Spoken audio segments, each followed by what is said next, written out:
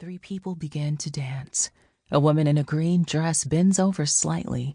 She lifts her heels, stirring the sandy ground beneath her feet. Suspended between her hands, she holds a white and blue-striped cloth pinched by her index fingers and thumbs. She raises and lowers her hands, shaking the cloth in front of her. She wears an apron, a scarf around her shoulders, and a scarf around her head tied at the back.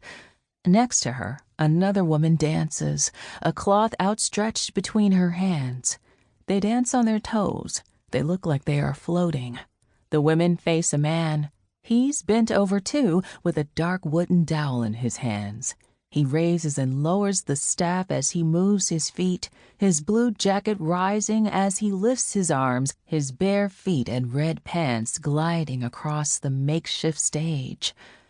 Two instruments drive the music of this dance. To the left of the dancers sits a man with a drum pressed between his knees. He holds a slender stick in each hand, beating out a rhythm. To his right, a man in a hat sits with a round body of a stringed instrument squarely in his lap.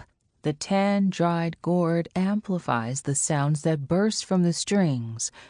To modern eyes, this instrument may not look like a banjo. It has no circular wooden body, no metal parts. Instead, a flat piece of wood bisects a round gourd, forming the neck and sound chamber. A piece of animal skin sits taut across a circular hole into the side of the gourd, a skin that creates the top of the instrument and the soundboard. Around this white circle, the maker has cut intersecting lines into the gourd. Strings extend from the bottom of the gourd across the soundboard, over a bridge that holds them up, and along the board-like neck to where it comes to a triangular point. Here, at the headstock, three cylindrical shapes stick out from the piece of wood. The strings attach to these tuning pegs. Turning the pegs allows the musician to tighten and loosen the strings to the pitch he wants. Halfway down the neck is another peg for a shorter string. The short string, flat fingerboard, skin soundboard, and tuning pegs are some of the banjo's defining characteristics.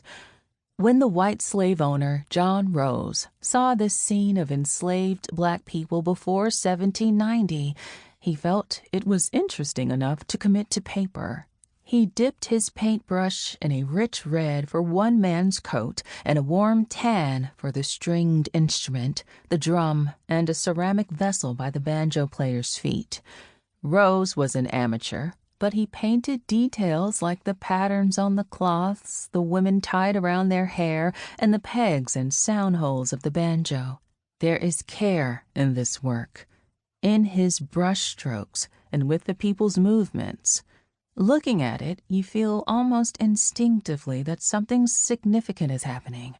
Nearly 150 years later, in 1935, art curator Holger Cahill had the gut feeling that the watercolor was important and bought it on behalf of Abby Aldrich Rockefeller, who was collecting American folk art for an exhibit in Williamsburg, Virginia.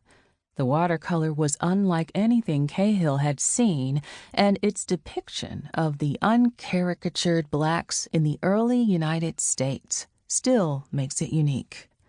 In the years since it was first displayed, the image has gained the title The Old Plantation and has been reprinted in books, on museum walls, and on CD and record covers. This rare piece of art is one of the most significant images of early African American music and dance in North America, and one of the earliest images of the banjo. It was not until the early 2000s that the decorative arts librarian Susan P. Shames discovered that Rose was the artist. She considered that the painting demonstrates one of the closest links between the cultural life and practices of African Americans and the cultural life and practices of their heritage in Western Africa, although she had no definitive evidence that the dance was of West African origin. Most scholars and historians have assumed that what Rose painted was a social dance or a secular celebration. Some have suggested. To keep listening to this audiobook for free, click the link in the description. It will take you to a free Audible trial where you can listen to this and many other books for free for 30 days.